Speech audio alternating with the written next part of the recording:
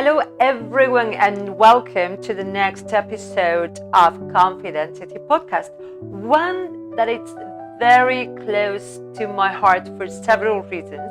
The first one is because I'm interviewing today a person that I really admire and deeply relevant to anyone navigating their place in a world increasingly shaped by technology, especially if that someone is a woman.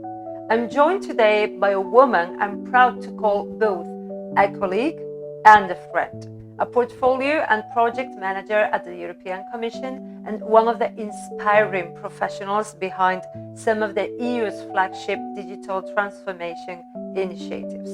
Today we will talk about the challenges women still face in the tech sector, the progress pioneers like her are driving, and how communication and public speaking can become the most empowering tools to navigate these environments. I'm not keeping the mystery anymore, and I reveal her name, Victoria Kalogiru. Welcome. It's a pleasure to have you with me today. Indeed, it feels so good to reconnect. It feels like yesterday. And taking this opportunity, I would like to really thank you for the invitation on this topic, which is also close to my heart. Equality and inclusiveness for all, and not only women, but also women empowerment and solidarity. Indeed, Victoria, it feels so good to reconnect after these many years. Let's tell a little bit the story for those listening. Victoria and I met years ago at DigiDigit European Commission working on the ICE Square program.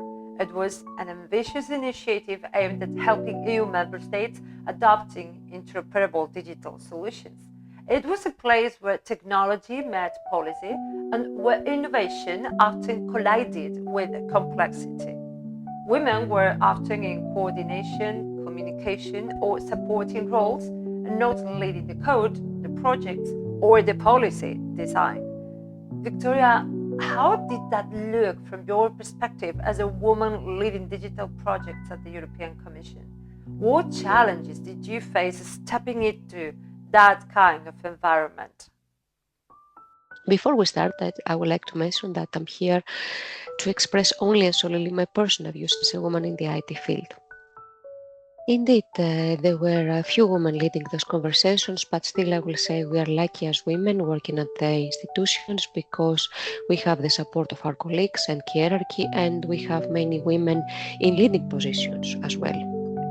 Nonetheless, earlier in my career, I have witnessed many cases which was not the case, especially around more technical discussions or systems like system architecture or security were mainly handled by men.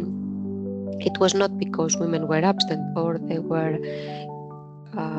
in another, field, but they were usually positioned on the coordination role or rarely asked to contribute to core technical choices and, in many cases, decision-making roles. I will say that in my first early years in the IT field, it was a permanent demonstration exercise, showing that I could take decision on technology as well, not only organizing the project around it or communicating. And I will say the most challenging aspect for me personally was dealing with assumptions.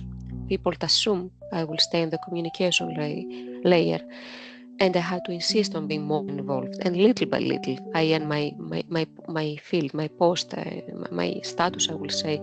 It required a lot of persistence and insistence. It's striking how that pattern keeps repeating itself, not only in the institutions, but across the private sector too.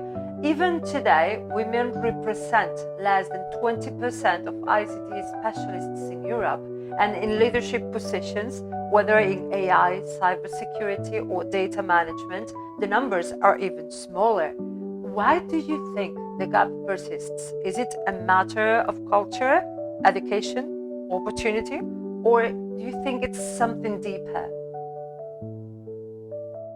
Oh yes, indeed, the pattern keeps repeating. I think the root cause is a combination of early expectations and professional patterns that are difficult to change. Young girls often receive subtle messages that technical fields do not belong to them. And by the time they arrive in higher education or even in the workforce, the landscape already feels uneven. Inside organizations, public or private, recruitment and promotion tend to follow familiar profiles and patterns because leadership in digital policy and cybersecurity or technical field as a whole is still largely male dominant, and the cycle keeps repeating, maintaining itself. I don't believe that the talent is missing. What is missing is proper encouragement, exposure to role models, and a structured environment that invites women to see themselves in these careers. I will say just an example. We start at a very, very early age, like family expectations. Like, for instance, in many families, parents advise their daughters to choose safe and stable professions such as teaching, administration, rather than in emerging digital field, which is complex or uncertain. And then, like sometimes, I don't know, I will go like later, like when a young woman looks at panels, steering groups, or I don't know, cybersecurity conferences, she sees only men. And she may imagine that she does not belong there. People tend to choose careers where they see someone who looks like them. I certainly love that you mentioned structure, because one of the unique things about your work at the European Commission is that you're not just part of the system, you're helping changing it. They use digital strategy, the push for innovation across sectors, countries, and the emphasis on digital skills and inclusions. All of these initiatives can have a real impact on gender representation. But from your current position as a portfolio manager, what progress have you seen in making digital transformation more inclusive for women, both inside the Commission and across member states? The digital transformation is no longer designed only around technology, but also around inclusion. For instance, through programs such as Digital Europe or targeted initiatives like Women for IT or Women in Digital Networks or Girls in ICT, European Commission is trying to build advanced digital skills and cybersecurity mindset among women of all ages. And also we'll see more mentoring and leadership schemes in EU digital departments, which help women gain visibility and responsibility. And there are several initiatives like cyber awareness and a new institutional network for inclusion for IT in many areas which are growing and support and empower women in IT careers. And also, not only this, but also to inspire more women to explore careers in technology. I would like to mention that the European Gender Equality Index of 2015 reminds us all that still the progress remains slow. I think the score was 63.4, and only 2 women out of 10 ICT specialists. The gender imbalance in STEM still affects who access digital careers and take part in Europe's technological future.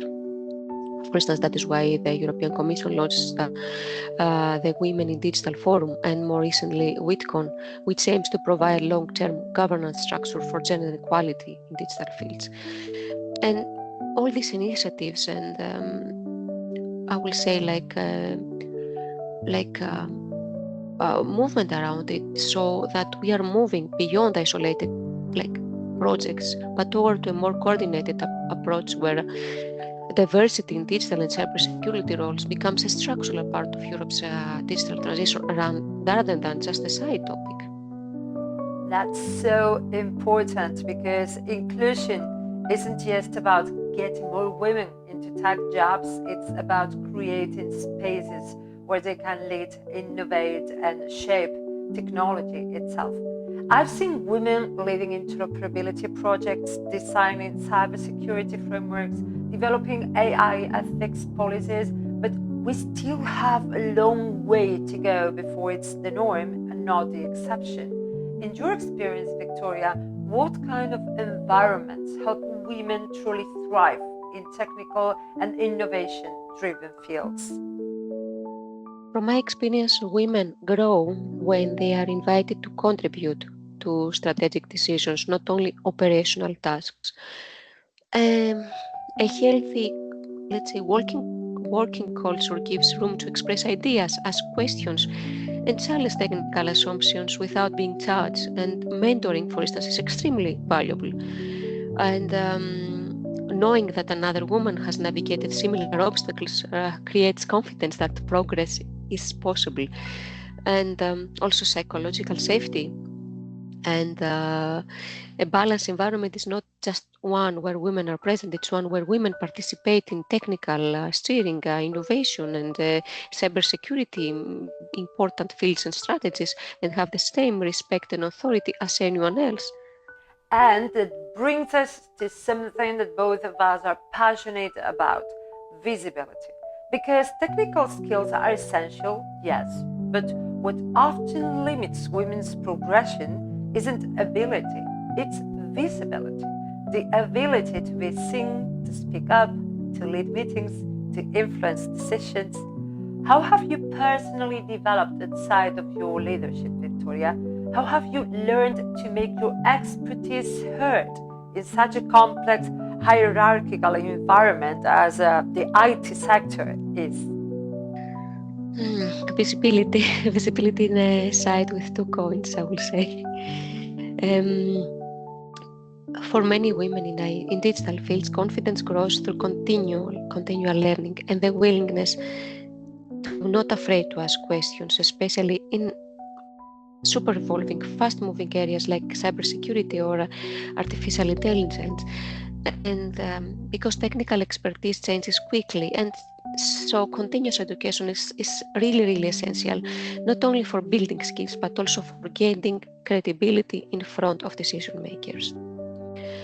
Also, visibility comes from participating actively in discussions, communicating results clearly, and taking part in technical conversations or strategic rather than staying on the observant or operational side.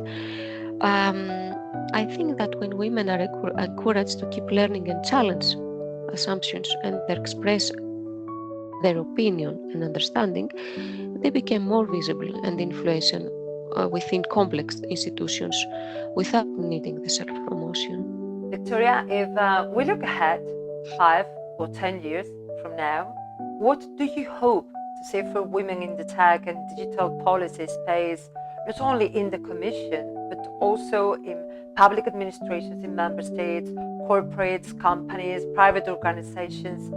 How do you see these organizations are shaping the presence of women in our near future?